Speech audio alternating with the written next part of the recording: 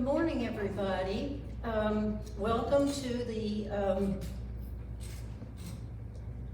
resident meeting, November 9th, coming to you from the Longwood Room at Village on the Green, and also on Channel 3 for those of you who are watching at home.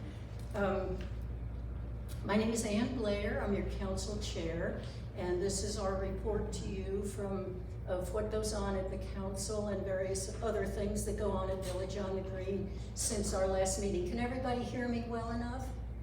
Yes. First of all, I would like to do something to promote the resident council. Your 2023 council has been established. It was established kind of quietly this year because we didn't have a big election or anything like that. But on the 12th of October, the building reps were announced. They were voted on by each individual building, and the only major change that took place for next year for 2023's council is that Kathy Walton will represent Building A. Sue High had turned out, and that took care of that. The continuing board and villa rep members are Leo Smith for Building B. He's being aided by Dee Valiette,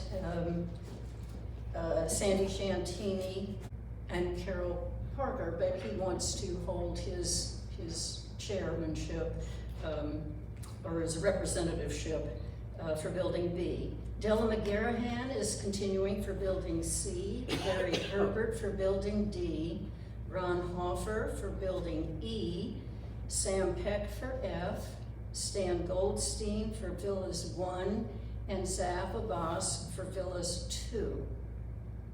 Now, the at-large nominations, there are 4 at-large nominations for the council for 2023, and the nomination period closed on the 31st of October. There are 4 nominations available for the at-large members, and 4 nominations were accepted, only 4. Therefore, there was no need to have an election. However, it's customary for our at-large members, when there is an election, to stand up and give a little 2-minute introduction of themselves. And so I thought we would just honor that this year so that you would know who you're getting on your board. If we go alphabetically, that would be me going first, followed by Steve Gus, Barbara Grossman, and Basil Flum. Speaking for myself, I'd like to say that I'm pleased to be one of the 4 at-large designates for the resident council in 2023. I've been your council chair for the past 3 years, and I'm hoping in 2023, which will be my 10th year serving the council in one capacity or another in various positions and committees, that'll serve me well in serving you and representing you, making good decisions in the year to come. We've got a lot to look forward to this next year, and at the moment we have Taylor Spalding as a very capable interim executive director to help us along. With hard work, I think the reconstruction project will be coming to a close during this next year. I hope we will have solved the Unidyne and dining room culinary problems during the next year. I hope the health center will continue to flourish as it has been, and that marketing will succeed in keeping our occupancy where it has to be to continue our success. Toward that end, marketing has worked very hard to find new residents for us at Village on the Green, and we look forward to making friends with each and every newcomer that comes to us. I very much look forward to my part in working on the council in 2023, and I thank you for your confidence in selecting me as one of the designates. Thank you. Steve? Oh, Barbara. Who, what? Barbara's next. I had it out of order, didn't I? Barbara, please come up. Barbara Grossman. Good morning. This will be my second year on the council as an at-large member. I'm looking forward to it. I enjoyed this first year that I had on the council. I learned a lot. I enjoyed being part of the community, learning how things worked and how things were organized, and it was an interesting experience. A lot of you came to me with questions. I didn't always have the answers, but I knew who to go to. I knew how to get the answers, and when I didn't know who to go to, I figured it out. And that's what I said a year ago. When I stood before you and introduced myself, I told you that I moved in during COVID, and it was kind of a nice experience. All I had to do was look out at the beautiful gardens, the beautiful lawns, and walk on the beautiful pathways. And when I came out of COVID, I learned that I was one of 3 Barbaras in Building D, and then I met everybody. And really have enjoyed living here and getting to know everybody. I hope I can serve you in this coming year. I hope you'll come to me with your questions, and I will hope to find the answers and get to know you, especially the new people. I've met a lot of people who have been current residents, past residents, but I hope new residents will come to me with any questions or ideas on how we can help you as you move into our community. Thank you.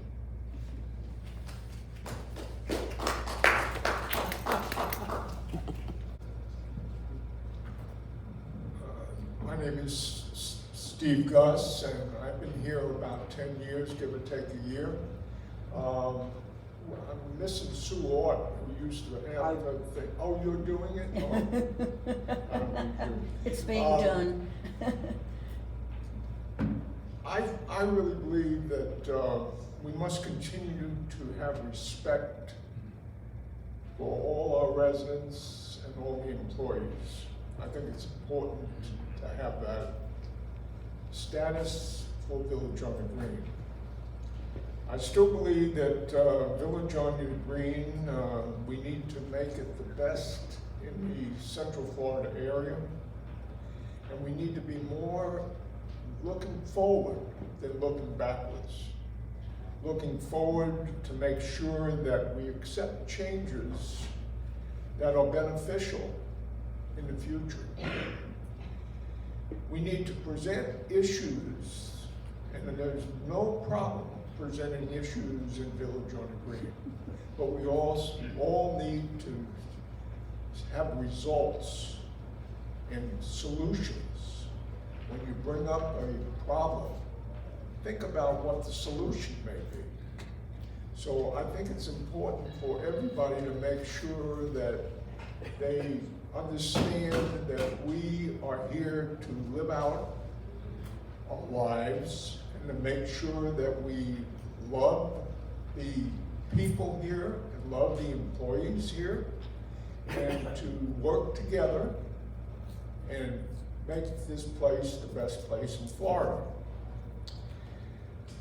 I also believe that all residents are welcome to come to any committees. They're open for anybody to come and visit or be on. And if you're in a dining room, make sure you hear all the rumors. But before you transmit the rumors, check them with Leon Gold. Make sure that you check with Leon, because he knows what's going on. Other than that, I think 2023, when we finally finish our construction, I hope, then I think this place will really see a major change in the environment. It should be terrific, and the way it's coming, we may get it done by March or April of next year. So I wish everybody a happy and a healthy year, and don't hesitate to ask questions. Are there any questions? Thank you. Thank you, Steve.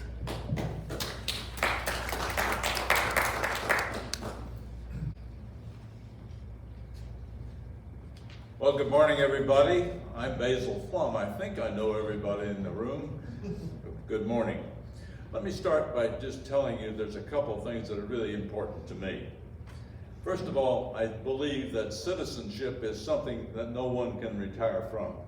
If you're a member of Village on the Green, you retired from your job, whatever it might have been, you still have an obligation to serve your fellow residents to the degree you can. Secondly, I want to say that the biggest assets we have here are not our buildings. They're not anything other than the people. When it comes right down to it, what do you really like about living here? It's usually the associations, who you're able to live your life with, to spend your days with. And so people, to me, are our biggest assets. Because of that, I've spent my almost 14 years here with the scholarship program. Why? Because I think it builds community in the dining room. It creates a certain ambiance. It gives us a leg up and projects the goodness that we do here into our communities nearby. Also, it's the Life program is another one of my things, and that's because lifelong learning is what we're all about. We never lose that. We can't retire from learning either. We're always learning and adapting. By far the most demanding job I've done here is chair of the Finance Committee.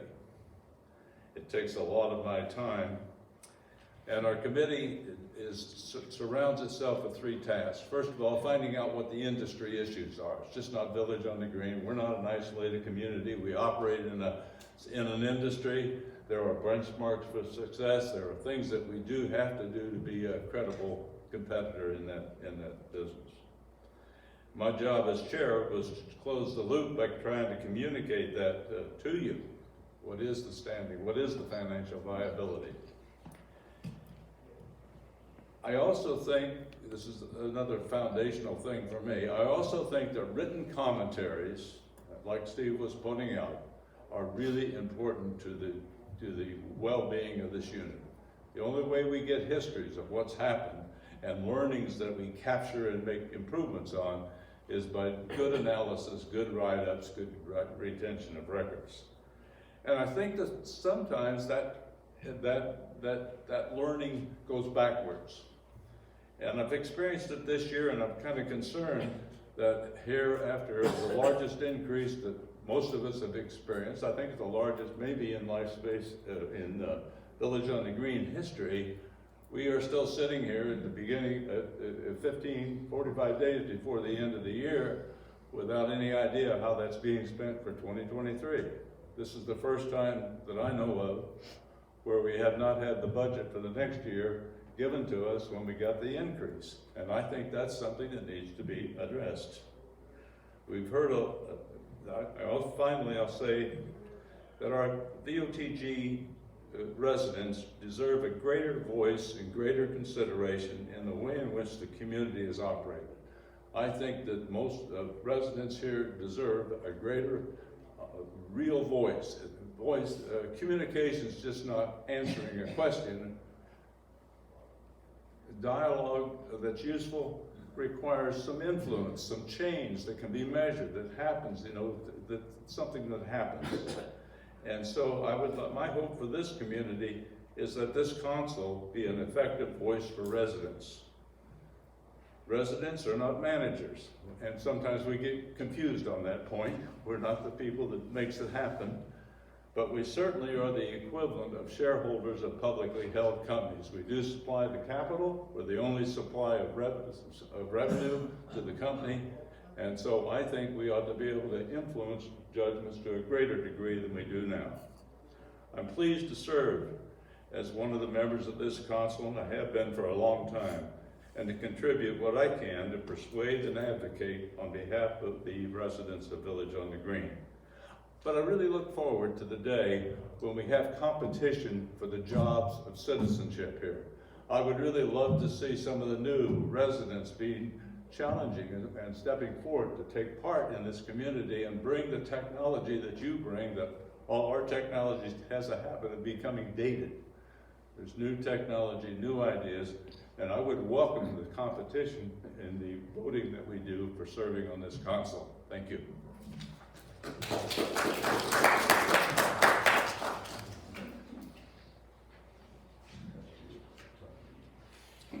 Thank you all. As you can see, you've got some strong people who are going to be serving you in 2023.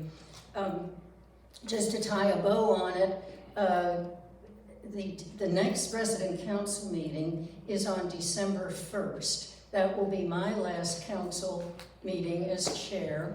All the committees, and at the end of the year, and the new chairs, the new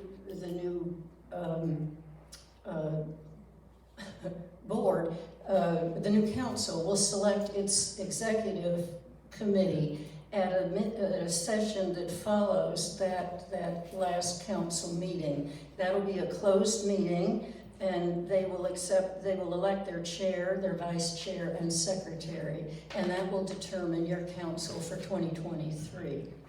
That about wraps it up for that. Hi. Taylor is now going to give his recap for us and also introduce the team members they'll report. Yes, ma'am. Thank you, Taylor. Thank you very much, Ann. Hi, everyone. So I want to echo some of what Basil just said as far as resident participation in the council, particularly new residents coming in. I think that participation by you as residents in this community is of the utmost importance. I think that the coordination and cooperation with the executive director, whether it's me or whoever steps into this seat when I am done, is how we accomplish things as a community and as in coordination with LifeSpace and the operational directives we are given. So I know that everybody handles that from a different perspective. Personally, I think that it is an important dynamic to have that relationship, to have more face-to-face time with you as residents, and to have as many residents as are interested to be active participants in the process, particularly through committee involvement and through involvement in the resident council. So I encourage all residents to come and talk to us about how that can happen.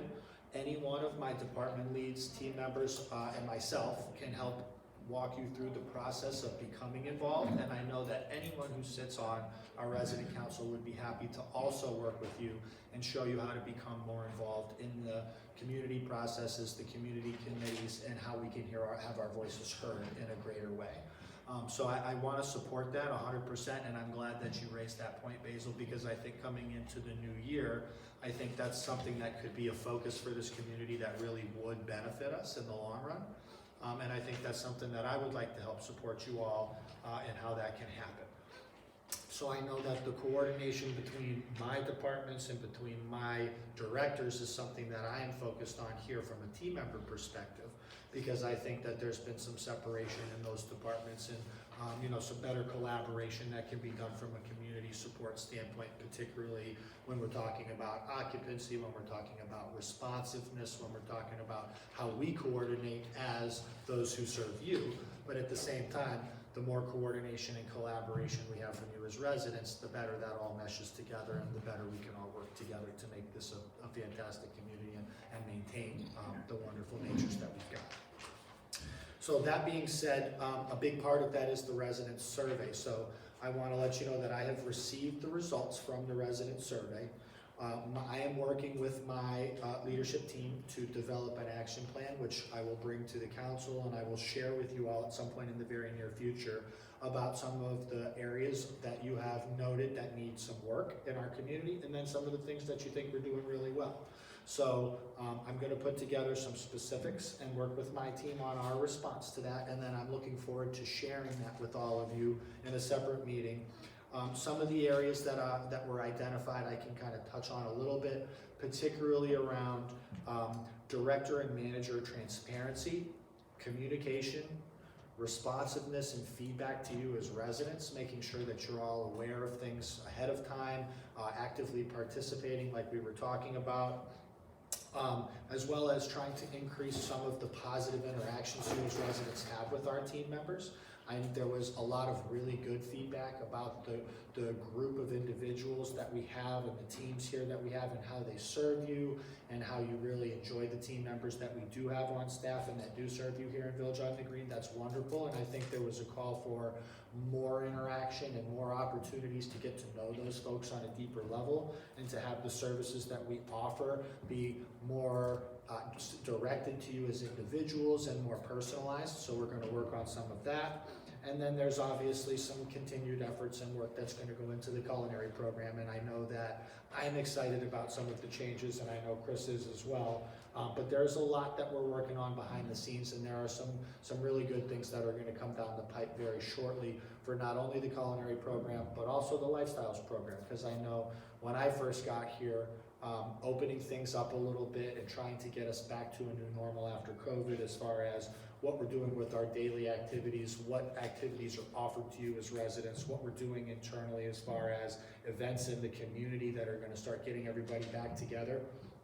In 2023, that social aspect of what's happening in Village on the Green is going to be a major focus for us. So you can expect to see programming changes, you can expect to see some fun things coming down the pipe as far as initiatives in that. So between food and lifestyles, the hope is that we can get us back to enjoying our days a little bit more, getting out and having some more social time.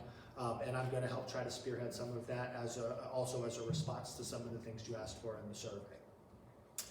One thing that I would like to touch on related to the survey, and I said the same thing to my team members, is participation in that process is paramount to us understanding you as residents, as well as understanding the needs of you in the community.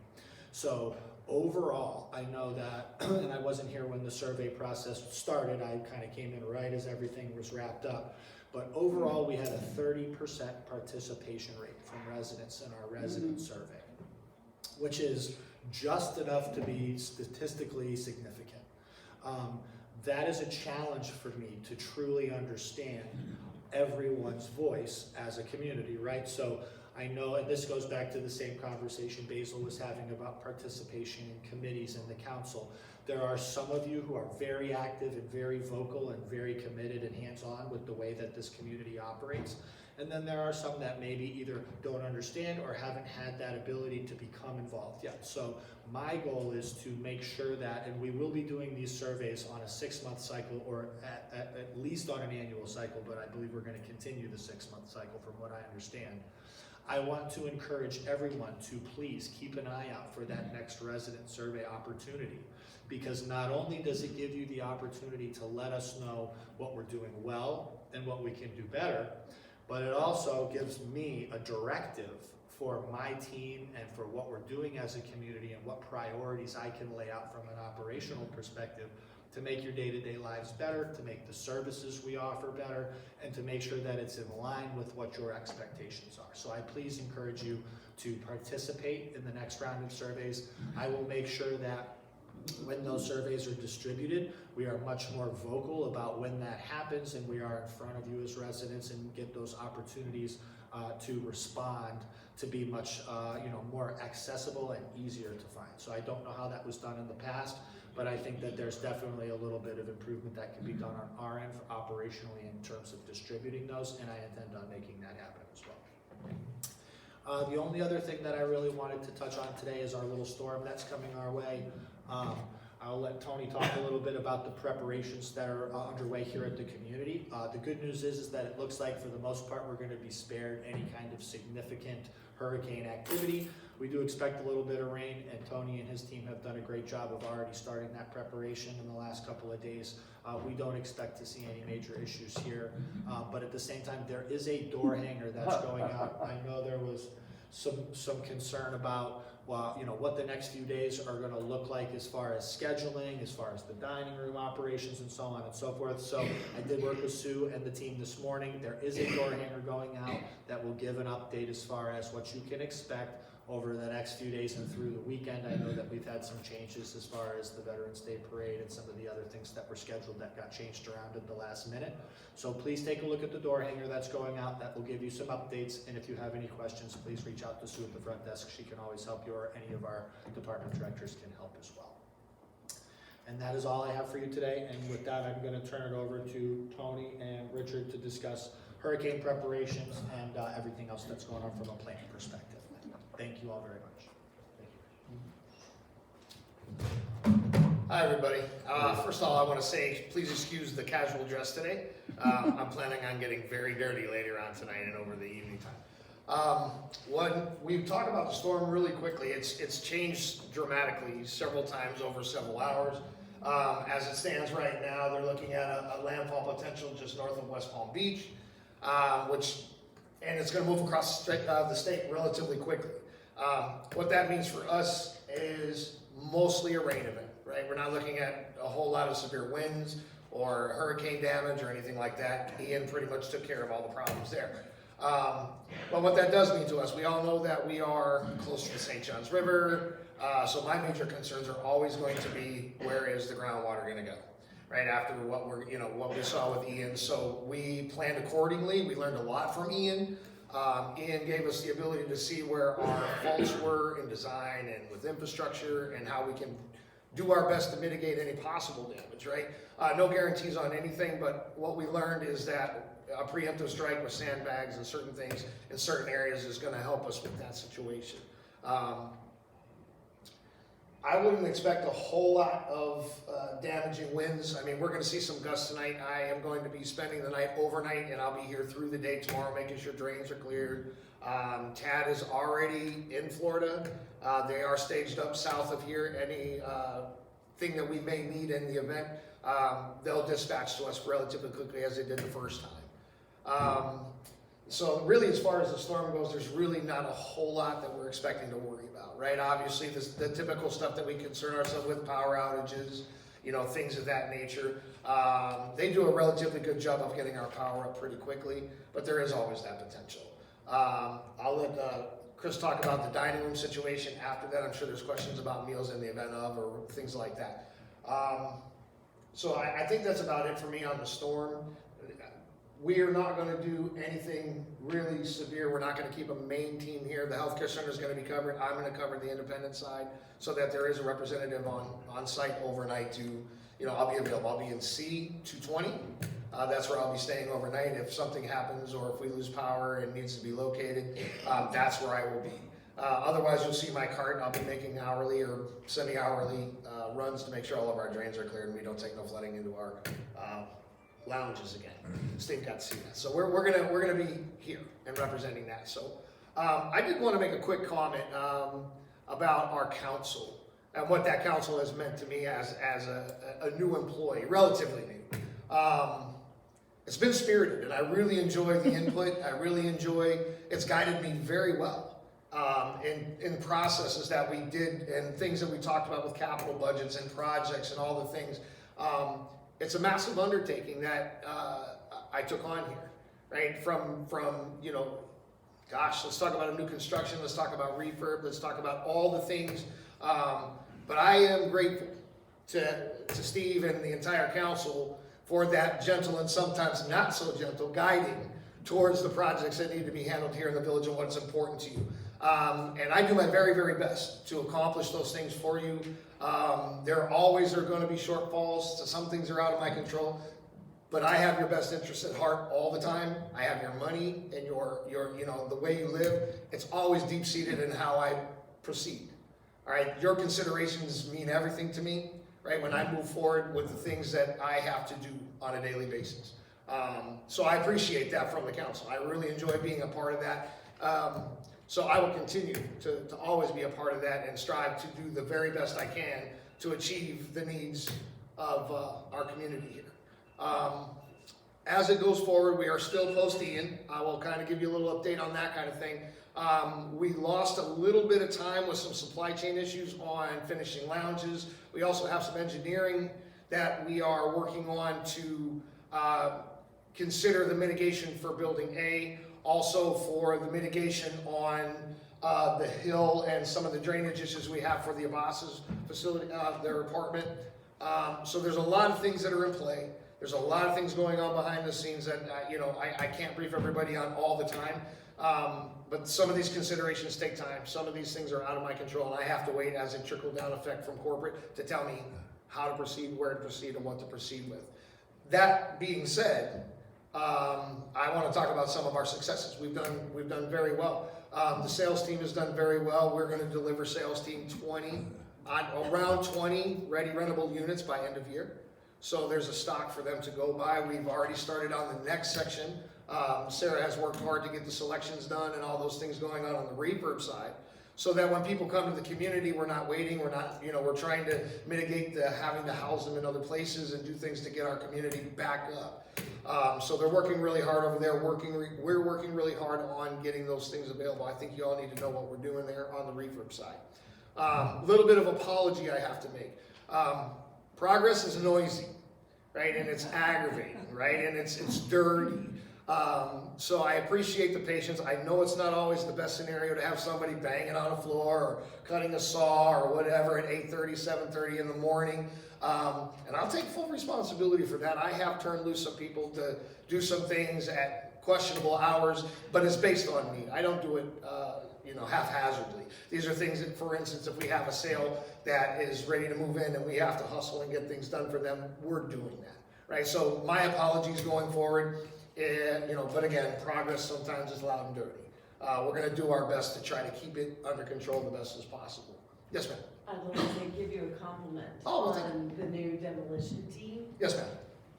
They were in and out of a unit next to us in 12 hours Yeah.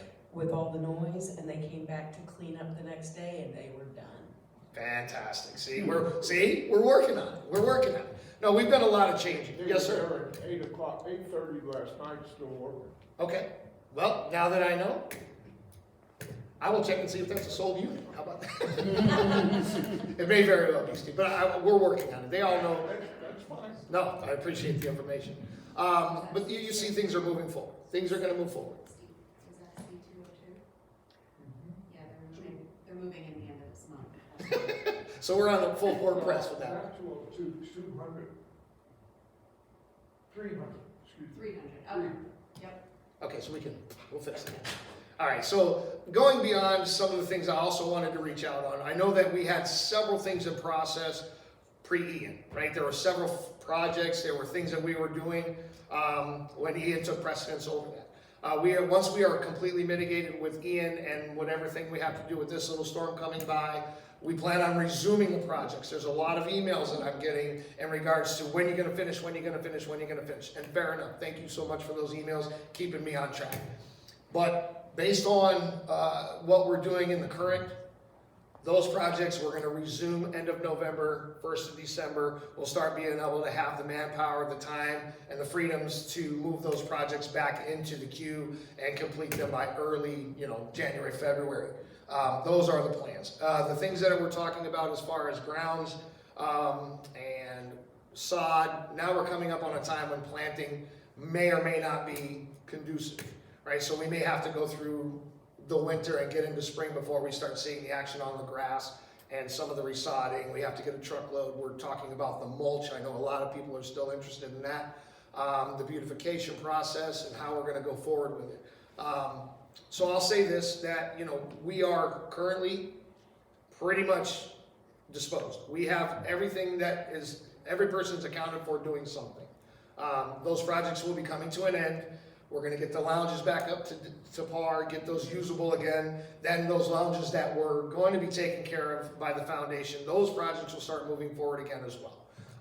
So the little bit of a time span or a little bit of break in time from the projects that were underway to mitigate emergencies and then get things back on track, get our residents back in their homes, the ones that took water damage and such, that took precedence right away. So, and we're getting close. We are almost there. I would be looking for it. I was hoping for this week to be completed, but again, supply chain issues and obviously some unexpected weather has put a hitch in the giddy up. I can't think of anything else that, I can say. I mean, I'm willing to take any questions that you have in regards to my statements. Could you clarify for everybody this TAD team? That's the, No. it scared me. That's the Life Space Disaster Team, is that what that is? Correct. Okay. What it is I don't know if you've heard of companies like Balfour or, it's a company that specializes in mitigation and They come the pre, during, and after storm to, you know, mitigate any damage or issues. And I see. yeah, so we're very lucky to have somebody to take care of that. Okay. Yeah, they'll come and do just about anything you can think of. Is that the sales program or something? No. No, it isn't. I'll get to that. We'll talk about that. So, and they're actually posted up south because the 4 communities there are more likely to take a closer to a direct hit from this storm. I mean, they're calling for a Category 1, and it's just probably just north of our communities down there, so they're going to stick closer down there as we need, but they're close enough where they can be here within a matter of hours. But it's LifeSpace personnel, this is. No, it's a subcontractor. It's a contractor that's- that we okay. hire. Oh, say, Chris Soden isn't part of that then? No, Chris Soden is Okay. my direct report of the chain. Okay, I thought. But Chris Soden is the national plant director. Right. So he's over all the communities, and Okay. he decided, along with Rick Oros and a few Okay, handful so of this others. is a subcontracted, okay, I get it. Yes, they are Thank you. not LifeSpace community Okay. employees. Okay. Okay, so Thank you. they're a vendor. We got one in the back? What happened to the recycle program?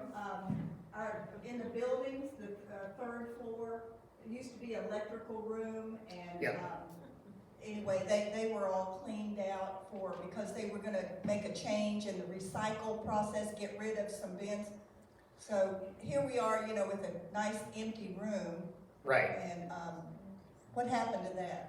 Nothing happened to that. It was just tabled for the moment. Simple as that. Again, we're talking, that's one of the project type things that we're talking about that we'll move forward with as we mitigate, right? And all those processes that were underway that had to be tabletop because of storms and because of other issues, all those things are gonna move back forward. We'll get back together, regroup. We'll obviously come to the council meetings if you can. We'll create those kind of lists. We'll have a reminding session of what all those projects were and how we're gonna move forward with them. So yeah, that is one of the things you certainly bring to the council meeting. And we'll talk about when that is gonna be appropriate to be done. But it's still there. Yeah. Yes, sir. I had a bookcase removed today that was ruined by the storm. Yes, sir. But I now have 3 walls that are made of white brick that are brown with stains. Okay. I spoke to Sharon about it, but I don't know whether they can be cleaned. They might have to be painted. Oh, that's So very I'd like- possible. It's I'd very like for possible. somebody to look at that. Yeah. That kind of gives me a premise right there. To talk about now, we've been doing TELS almost 5 months now, 4.5, 5 months now. The TELS program is our work order system. Okay, how TELS work is the phone call right into the voicemail or to a live person. You leave your concern, whatever that is. We take that concern and upload it into a computer, right, as a work order. Now, non-emergency work orders, it's 48-hour turnaround. Emergency work orders, obviously, we handle the same day, right? And that is a situation where you have a flood, your toilet's clogged, your AC is broken, you know, flooding, things of those natures. Those are emergency calls. When you call in a work order for a light bulb or for a toilet paper holder or, you know, something simple, right? I mean, it's within a 48-hour turnaround, we'll have those issues resolved for you. And generally, we're meeting the goals faster, depending on what the situation may be. But that's the plan. There's been some changes in the department where we had a communication issue. So now those calls for plant operations, the calls that need to go for work orders, come straight to Lenny's desk. Those go into his voicemail. He inputs those work orders personally himself. And it's just a much better process for a plant to have it done that way. So when you're not talking to Sandy anymore, you're talking to Lenny or a voicemail. That's by design. It's not by anything other than making good use of the TELS program and how it's designed to be used. So I'm sure there's going to be a couple of other questions, but that is a simple phone call. The number was put out on Blackboard so that you know exactly where to call. For folks who don't have access to that Blackboard or a computer or whatever, it's a simple call to Sue or Sandy. They'll give you the number for the work order TELS. Okay? Any questions? Okay. Got that. Well, anything? All right. Thank you, folks. Thanks. It's all you. Oh, is it? Okay. Wait, is there this? Oh, yeah, he usually closes. I'll go before Sarah. Hello, everyone. So I only have a couple of updates, mainly for upcoming events, and then a few things that have finally kind of started trickling in from the Unidyne side after the South Florida experiment, that we'll call it. The first one, which has kind of been the buzz on everybody's lips for the past couple of days, is what is happening this Sunday with the Fall Festival programming. We are still going to have breakfast service in the dining room up until 11 o'clock, and then at 11 o'clock we are going to be doing the Fall Festival large event that has residents, team member families, your families and guests, anybody that wants to come to it. And the reason that we're doing that instead of a Sunday brunch like we would every Sunday is the availability of the shaping units that we use for banquet and catered functions. We only have so many of them. We have to use them for this party. Hence, we're not able to do the Sunday brunch this coming Sunday. So the dining room will shut down after breakfast service. If you would like to come out and enjoy the Fall Festival, we are encouraging everybody. We want a lot of attendance for that event. Not only just as a celebration for all of us, but then also for Sarah and her team as a way to kind of help drum up new business. So the more people we have outside, the better it is going to be for everyone involved. That does not change to-go meal service operations at all. We are still running our normal to-go meal service operation. The menu that will be put out tomorrow is going to have the normal Sunday menu that they are doing. It's going to be different from what is outside at the barbecue buffet. And the delivery times remain unchanged for that. Also talking about the hurricane and questions about hurricane closures, at the moment, we are planning on running business as normal during the storm. We looked up what is considered kind of unsafe driving conditions because we did want to keep the kids in mind and their lack of experience in driving in storms. We advised them by the National Weather Survey. They said that it is about 40-mile-an-hour sustained wind gusts whenever roads become unsafe to drive on. At 60 miles an hour, they shut down roads. So we advised everybody and said, we're still planning on doing normal dinner service, but if you do not feel comfortable driving, please arrange with your parents to have them kind of bring you in, because we wanted to have dinner service and lunch service and breakfast service uninterrupted. So at the present moment now, unless something miraculous happens and the storm takes a massive right hook and picks up strength, which I don't see happening, we would put out communication, but for the moment, it is business as usual for the next couple of days. Also on the upcoming events, we have Thanksgiving coming up, and we have the sign-ups already posted. The menu is up at the front host stand. We have a 1 o'clock seating and a 4:30 seating. I honestly, at the moment, do not know what is still available at either of those seatings, but if you have not signed up for Thanksgiving, I would please make your way to the dining room or call in and make your arrangements, because those spots do tend to fill up fast.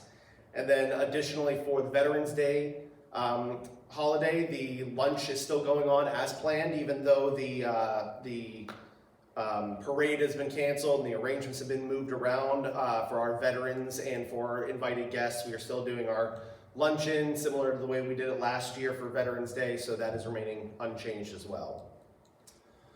For updates on the Unidyne side, the uniforms were ordered last update that I gave everyone. They are now officially shipped as of Monday. So I don't know what this is. This little storm is going to do for any delays in trucking and shipping over the next couple of days, but our uniforms have been shipped. So hopefully we can get all the team all in the same uniform and in the same standards, and finally get to that point where we wanted to get to as far as the way that they present themselves in the dining room. We are also closing in on our dietary manager candidate for the health center.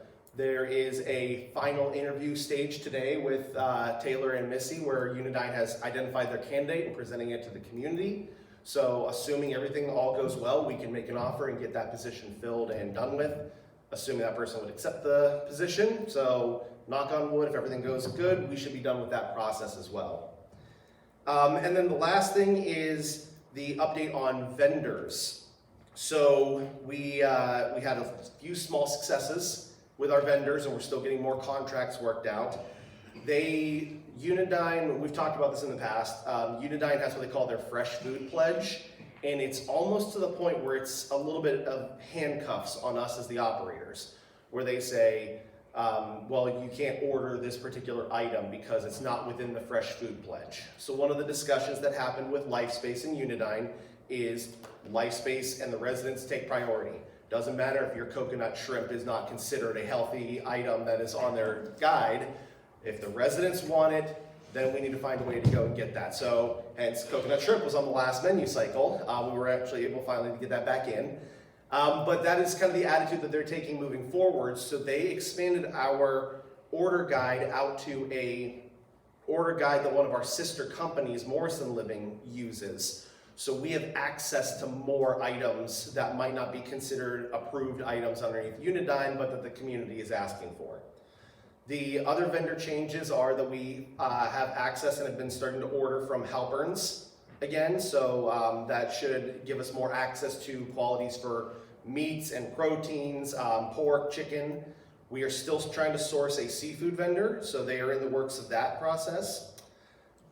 This one hopefully will create a little bit of, if not external cheers, but internal cheers. Ice Cream Club has been approved to come back, so we can get that, that cycle back going to where the ice cream used to be.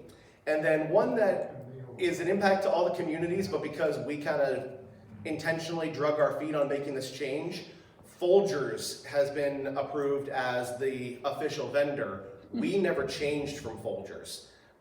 You all universally panned, and so did the employees, so did the directors. The Farmer Brothers coffee that they were trying to bring in was universally just despised. So we never changed our coffee program. But what having Folgers as an official vendor is that instead of just us calling up Cisco to order our coffee, we can now work directly with Folgers and get things like Folgers equipment.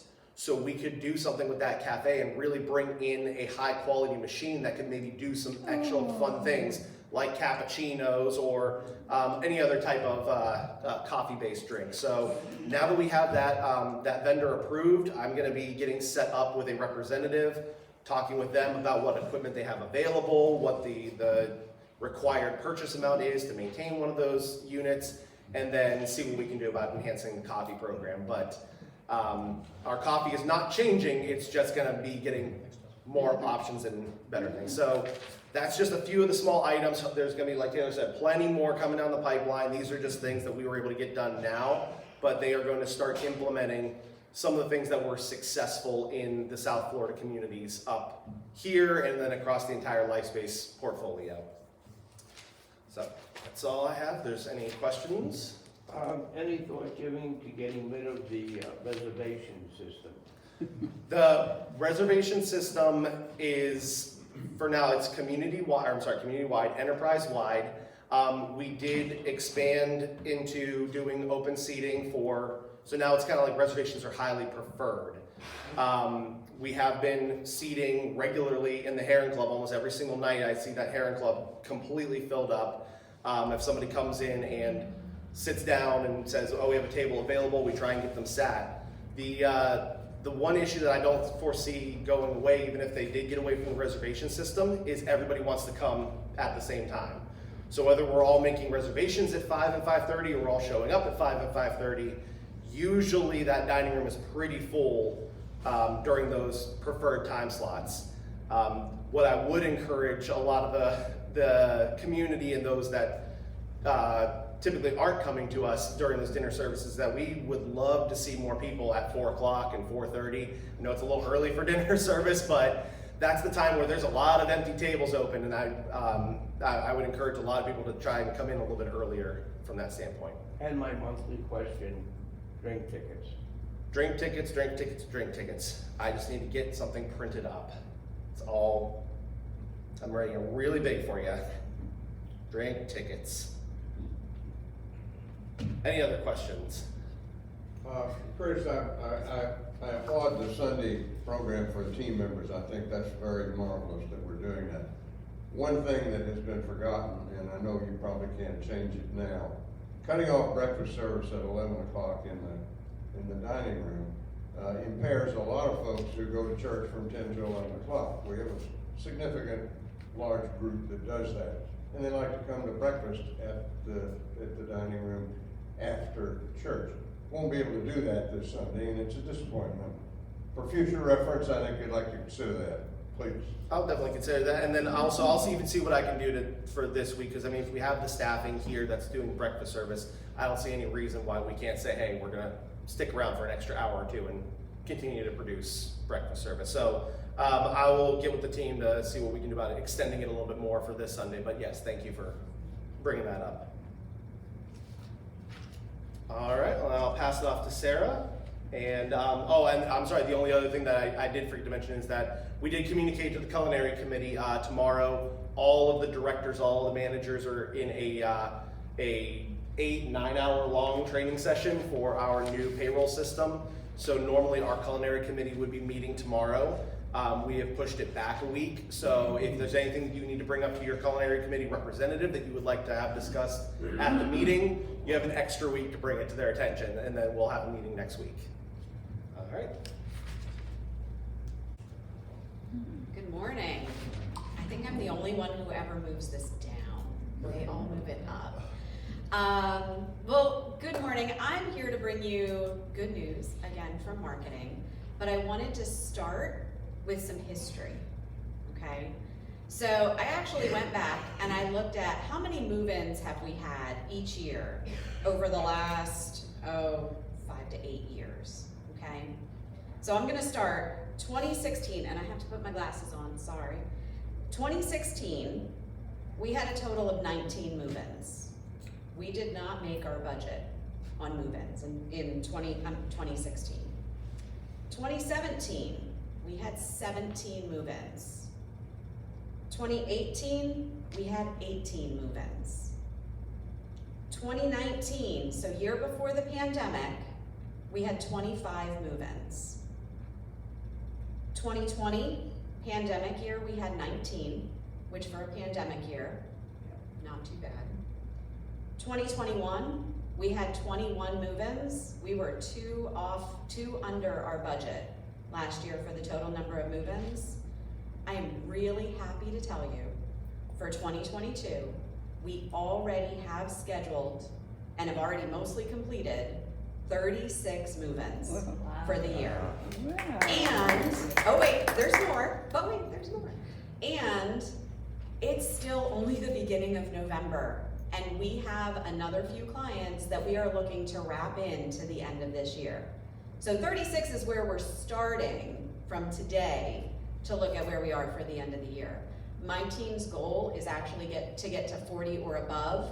That's a lofty goal with only 45 days left in the year, but just know, we know we're at a guaranteed 36. So we beat the highest year by 11. That's huge. Yeah. That's huge. So, I'm already getting questions. Specify that's units, not people. That is units, not people. I will also tell you, of those 36 units, it is a 50-50 split. Half are couples, half are singles. So really, when we look at that, we're getting a lot more new resident and new life in this community. So really happy to talk about that. Just so you know, for the month of November, we do have 4 scheduled closings. One of them has already happened this month. So if you live in F building, Mr. Harold Rapp joined you yesterday, was his first day. He's in F318, so go say hi to your new neighbor.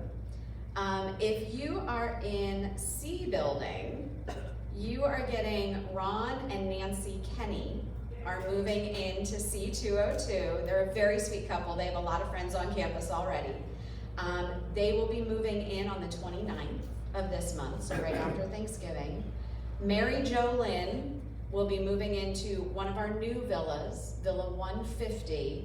Her closing date is going to be November 30th. She'll probably be moving in that first week of December. And then Charlotte Karsh will be joining us from New York State. She'll be moving to E310, and she'll be closing the end of this month. We are hitting a little bit of construction delay on her unit, so she might be in a temporary location for a few weeks. But our goal is by the first of the year, she'll be in her permanent home. So, and then we've got another 9 closings already scheduled for December, so we've got a lot of things happening. So, I'm very excited about this. This is the trend of what we want to see. We want more move-ins. We want to see you all get some great new neighbors, and we want to be above 90% occupancy. That is our goal. I think that's where we all want to be. It's a journey. And just knowing parts of that, so my team doesn't do it alone. So just so you know, and again, you need my glasses for my notes. We've got for 2022, those 36 total move-ins, we've had 31 total move-outs. When we're talking about this, we have to talk about move-outs. They happen, right? Things happen, people pass away, people need to move to higher levels of care. It's a fact of what we do. So just so you know, with where we're trending for the end of the year, we will be ending the year +5 or more. The goal is the or more. But we will be trending +5 or more, which I can tell you from a 20-year history in senior living, sometimes it's hard to move the needle 1 or 2. For us to move at 5, we need to move at 10, we need to move at 12. I can't help when people pass away. They make a celestial transfer. That is right for what needs to happen. But just so you know, of those 31 move-outs, 13 were due to people passing away. 11 had a level of care change and needed to move to a higher level of care, so they are now in our health center. And then our other 7, we had people who left the campus because their family lived elsewhere and they wanted to go be closer to family. So all things that are beyond our control, but things that we need to factor into it. Other pieces right now, occupancy. We always talk about where are we today. As of today, we are at 189 out of 262, which is 72.14% occupancy. By the end of this month, we'll be at 190, which is 72.52% occupancy. And by the end of the year, we'll be at 196, which is 74.81% occupancy. Last year, we ended at 191. So not bad year over year, but again, we've still got a lot of work to do. That being said, hopefully on Halloween morning, you all woke up to some reverse trick-or-treating, right? There should have been a little bag of candy on. If there wasn't a bag of candy on your door, let me know, because my team went around to every single door on campus Halloween morning, and we put these in everybody's door hanger. I will get you one, Barbara. But on the back of this, it says, well, the front says, your referrals are the sweetest. Why? You are my #1 move-in source for the entire year. Your friends, your family. I got another 2 referrals this month. I got one from Kathy Walton and one from Sam Peck, so thank you. We're taking great care of your friends. But it's one of those pieces, when you talk with your friends and your family about moving in with us, they convert faster to a move-in because they're already hearing from you what life is like. And they are generally a happy and more satisfied resident when they're here because they know you.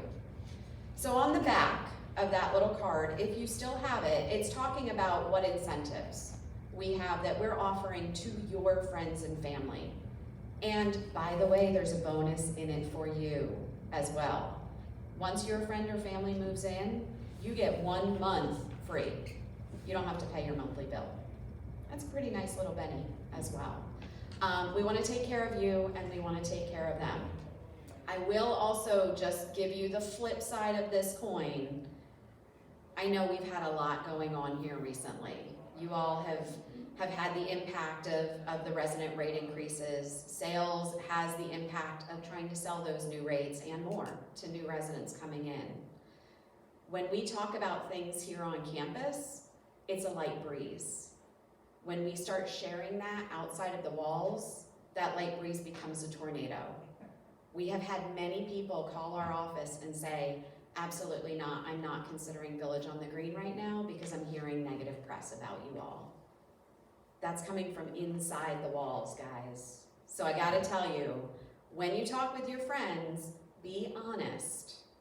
But let's make sure that we're continuing to paint ourselves in the best light possible. Because if we don't promote ourselves, no one else is gonna do it for us. So just a word of caution, but please know your referrals are really what makes the difference. We've had Communities for Life Space. The way that they've filled their buildings, Harbor's Edge is a huge example of this, was strictly by resident referrals. They didn't get a whole lot from the outside and they filled their building within a year. We could be that community, guys. We could do that. Let's work on that. So, any questions for me? I don't want to draw, ooh, lots of hands. I'll start with Ann. I just want to clarify, Ron and Nancy Kenny. Yes. What unit is there? C202, Charlie 202. 202, thank you. Yes. Yes. Of the 36 move-ins for this year, Sarah, I expect some of these might have been closings that were accomplished in 2021, the early year move-ins. All of these 36 are closings this year. These are all financial closings in 2022. Great, thank Yes, you. You're Thank welcome. you. Yes. That's significant. It is. That's It significant. is. We have 3 scheduled for 2023, by the way, already. So, yes. One of the things I'd like to suggest, at our age, it's very difficult for us to remember names. Would it be possible for everybody that's coming in, we see a posting out front by name, could we have their picture on there so we could get that embedded in and make an effort to make them welcome? So the people that are coming are tours. What you're seeing there are just tours. They are not always residents who are moving in. I am working with Rhonda on getting a piece to the newsletter so that we can have a photo, a small bio, similar to what we give the neighbor-to-neighbor committee when we're setting up new buddies. So that would be something that's part of the newsletter, but just for privacy, and honestly, when it's a tour, we don't always know what they look like until we see them for the first time. So we won't have pictures on that sign, but we will put their pictures if they're moving into the newsletter. So, yes, thank you. You're gonna still have your booth at Annunciation Fair this weekend? We do. So speaking of this weekend, so Fall Festival, right?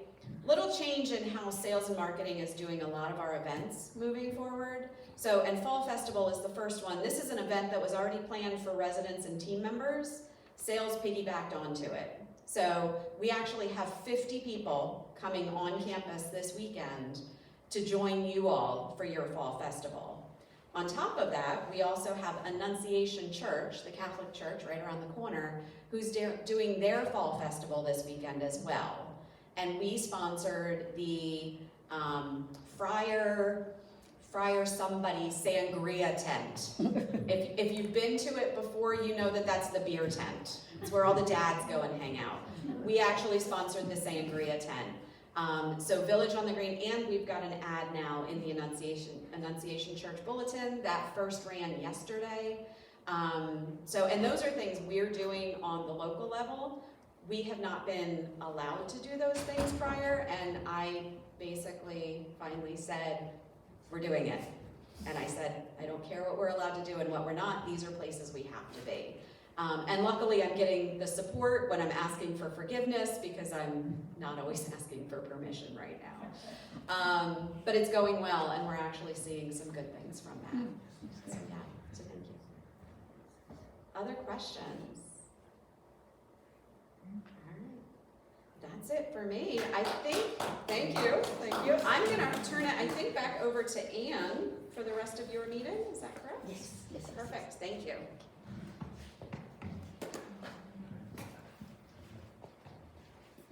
Thanks, Sarah. That was a lot of good news. Well, I'll go back and sort of recap stuff that happened at the council meeting. for a few minutes.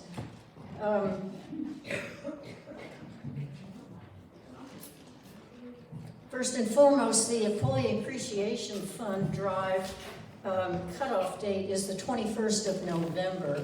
Of course, they're happy with any donations you make at any time, but that would be the cutoff date for your donation to count, to go up and count in this year's checks to the employees. In new business that took place at the council meeting, the standing rules and bylaws, the standing rules were approved as presented. They had a few changes that were sent to the council members and they approved them, and we don't have to go any further other than the council to approve those. So those changes will be printed up as final and will be made available toward the end of the year. We haven't quite gotten to that yet, but we will. The bylaws, the last time the bylaws were approved, and that takes community-wide approval, only 97 residents replied to the request for approval, with 94 voting yes. And that just, it's kind of tedious to try to, we don't make a lot of changes, some of them are very small, and it's kind of tedious to send that out to the whole population for these small things. So anyway, we agreed to make one word change in our bylaws forthcoming, that any changes to the bylaws and any amendments thereto shall be approved by 51% majority vote of all residents voting, because that was an insignificant amount of people voting on the first go-round. So the people that do vote, that's what we're going to count, and it'll be the percentage of that. Another thing that came up with our, and this would go in our standing rules, going backwards again, is recognizing that there are two categories of residents here, those in independent living and those that are in the Oaks in assisted living and memory care. And while they have their own meeting, it isn't necessarily as robust as our council meetings and doesn't stretch as far and concerns just things going on at the Oaks. Therefore, forthcoming, this will be part of our healthcare committee. A member, probably the chair of the health committee, will be the liaison to the Oaks council meeting and help support through our resident council any concerns they might have that we can help with at this end. And that'll be a monthly meeting, and so that'll be, we'll hear about that in our council. And that will be something that we'll add to our standing rules. That's what's taking the time before we, put those out as final.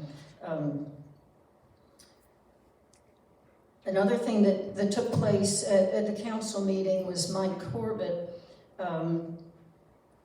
orally presented two proposals. One was to have a lighted sign at the entrance to the dining room displaying all culinary staff working that day, with a cost estimated to be about $1,000. The second proposal was to name the lake behind the gazebo in honor of Vernon at a minimum cost of just the signage. I requested, first of all, that these proposals not be done in person at the council. They should be presented electronically, preferably, but presented on paper to me so that I can send them out to the council members to think about and mull over before we try to make any kind of a commitment. I did that. Mike did send it to me. I sent it out to the council members, and as of today, 13 of the 14 have responded negatively to both proposals. The one about naming something after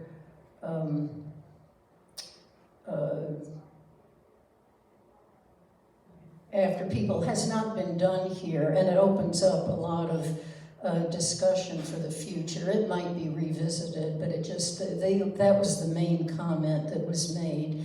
I asked people to send their comments to Mike. I didn't necessarily get all the comments, but I do know of that being one of the comments. So that kind of put that to rest. Now, plant operations the actual meeting was moved, and it was yesterday. Steve, do you want to give any kind of an update to that? Tony pretty well covered most everything. He had a lot of exciting news about the wells and whatnot, but I think that was covered. You can mention the wells. Well, yes, we're going to, didn't he mention that? No. Oh, okay, Well, well, there will be 2 wells, one on the side on the right side as you come into one on the right side as you come into Village on the Green, and one on the left side. And it will take care of both sides of the drive-in. And it's been approved it's being sent to corporate. The estimate on the 2 wells were $120,000. It was negotiated down to $65,000. So Tony did an excellent job in doing that. We are using a contractor from Sanford that is familiar with Sable Point and is knowledgeable about all of the Sable Point issues as far as irrigation. So it worked out well. The way we got a hold of them is from the Sable Point meeting that we attended, and they gave me the individual who is responsible for that, and it worked out well. So it only took 8.5 years, so that was pretty damn fast. no, and that's terrific news. That's going to save us a lot of money in our lawn watering, and it will be accomplished before the end of the year, according to Tony. So that's really wonderful news. And by the way, the Community Services Committee is henceforth known as the Plant Operations Committee. That is as of yesterday's meeting, so no longer CSC. We'll have to make Rhonda aware of that for the calendar and everything. Now, speaking of the Sable Point Community Services Association, their election for the vacancy that was due to the passing of Scotty and the end of his his 3-year term, which is this December. That position is to be filled, or our nomination for it to be filled is Steve Schwartz, who's not here today. Well, anyway, that hasn't been approved yet. But the nomination, that's not a council position. It's a separate position as liaison to community services, not communities, Sable Point. But it's a very, very important one. Steve, I chatted with Steve Gus because he held that position in the absence of Scotty until the end of the year. And I had suggested Steve Schwartz because he's a former resident of Sable Point. He knew Wayne Hunnicky, and it just seemed like a good fit. So he and Steve went to the last meeting, and they presented their paperwork. So that election will take place on November 15th. I just said it now. I can't find it in my notes here, but anyway, that's when that'll take place. So we're looking forward to that, and we'll announce that at the next meeting about Steve. Now, the Finance Committee, Kathy Walton, who's a new member of the committee, has utilized her analytical expertise reviewing provided data, synthesizing it into a more usable product. Now, Basil, do you want to speak to that? Do you want Kathy to speak to that? Would you like to say a few words to that, Kathy? Okay, come on up. Do you want me to come up or? Well, whatever you choose. Okay. So, what I do, or what my former life was basically risk and controls. And I've taken the data and actually put it into terms that anyone can understand. And it's graphic, it's visual, we'll still have Basil's commentary, and it's just a different way of looking at it to hopefully bring the message to everyone, because everybody has their own learning style. Thank you. And that particular graphic that you produce, I believe you've seen it. The last one was available at the front desk from the Finance Committee, sort of a pale peach color. And that's different from the monthly PowerPoint that Basil, which is the green one. Basil, would you like to continue? Well, I just want to point out that is available, and it would really be good for as many residents as possible to Absolutely. look at it. It'll be an ongoing process because Yeah. we're adding to that Each group. month.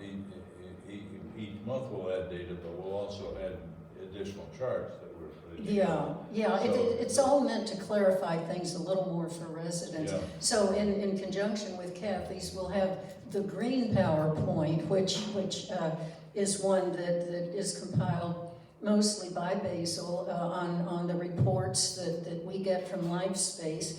And this last one, the last particular one is dated November 1st. It too is available from Sue. And it deals with chart 6, chart 8, and chart 9. They're the only ones that change, and they have his commentary with them. So those are important for us, for those of us that are particularly interested in that. Basil had a few comments. I'll just mark them down here if you want me to, Basil. He said there's something wrong in passing the entire employee salary increase costs on to residents. He believes, this is Basil speaking, believes that some other actions could have been taken by LifeSpace to share the impact of these increases. The portfolios are down, and this is a tough year for our reserves, which are funded by them.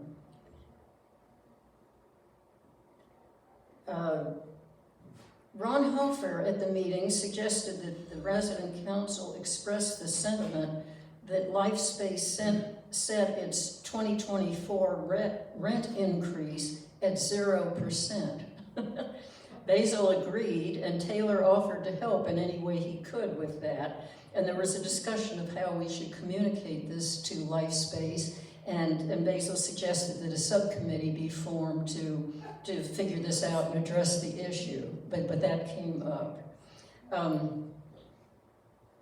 Now, the Brady Wilkins Scholarship Program, of course, has had lower donations, just like all the other groups that are philanthropic groups that are seeking donations. We had a PowerPoint, or excuse me, a Zoom meeting with Nancy Wolf, who was the director of LifeSpace Philanthropy, just the day before, or no, just after the council meeting, and we were trying to work jointly and trying to provide more scholarships than just the Brady Wilkins scholarships, tried to do some through LifeSpace, and she was very, very supportive of that. On November 4th, the day after, we received notification from LifeSpace that Nancy has resigned and is moving on to the Alzheimer's Association. So it was kind of a blow. However, what she has left us is all the work she's done and worked with Jason Fenton, also of LifeSpace Foundation. So we're hoping that all the work we've done together will proceed, but at the moment it's just Could I? Sure, yeah, please, Basil. Can I add? I'm not really prepared to talk about this yet, but it did come up at the meeting. We had worked with LifeSpace Foundation, and we had an agreement between LifeSpace Foundation, Brady Wilkins, and the Central Florida Foundation, which handled Brady Wilkins. And what we were gonna do is actually merged into one system of application, one system of selection, and then have one system of awards, the meal we usually have, and then it would go back to the individual foundations for the funding of those. The reason for this is that Village on the Green has a lot of benefit from scholarships. Yet our donations, as Ann said, are down. Our portfolio is also down. LifeSpace is no different. Their portfolio has also sunk. So we're putting the two together, and Central Florida Foundation will actually handle these application, selection, and award part of that will be integrated here for residents. So, and thereby the Village on the Green can benefit from a greater number of scholarships and avoid duplication like we've had in prior years. So this will streamline things. I'm not prepared to give you a demonstration of that right now, but we should finish that action in the month of November. By 1 December, we'll announce the 2023 scholarship program, which is different every year, and that'll be announced, and then we'll announce this procedural functioning as well. Any questions on that? Anybody? Will this allow you to give out more scholarships? Sure, That's that the plan. was the whole purpose. Where will the money be available from? Either LifeSpace Foundation or Brady Wilkins.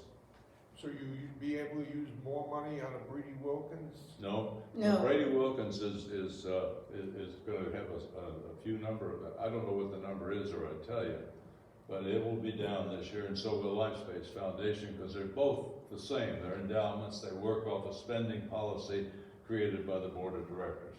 So they work the same way. Okay. But it will allow us to have a robust number of scholarships this year, which we wouldn't otherwise have. Last year, there were no LifeSpace scholarships, so we're actually drawing them back into that process. But the hope that, our reduced number would then be matched by theirs, and that would just give us more scholarships. We hope this will work. I already covered the health committee. The major change with that was the liaisonship with the Oaks. Stan, do you want to personally cover your electronic and your Veterans Day thing? Just real quickly, we'll see you all at 10:30 here on Friday. And with regards to communications, if you're missing the Weather Channel, it is currently at channel 27. If you have trouble getting that, call Lenny or call me, but it'll cause you to rescan your channels possibly if you didn't receive it. And the other thing is, make sure you're getting Blackboard, or your neighbors are getting Blackboard, and if your neighbors don't open their emails very often, knock on their door and see if they're okay, and pass the important information to them. Thank you. Thank you, Stan. I think that's about it. I think we've covered all the new move-ins and everything. It's 5 to 12. Would we like to adjourn? So moved. We would like to adjourn. The meeting is adjourned.